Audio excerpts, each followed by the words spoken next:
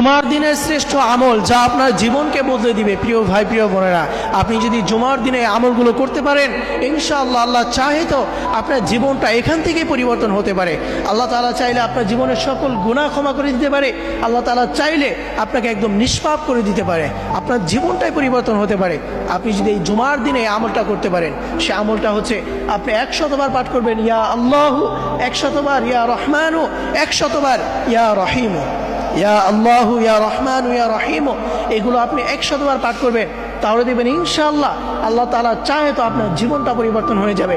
এত পরিমাণ ফজিলত আপনি পাবেন যেটা আপনি কল্পনাও করতে পারেন না।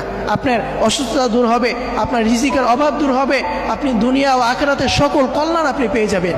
অবশ্যই আপনি জুমার দিন আসরের পর থেকে মাগরিবের মধ্যবর্তী সময়, এই সময়টাতে আপনি আমলটা করার চেষ্টা করবেন।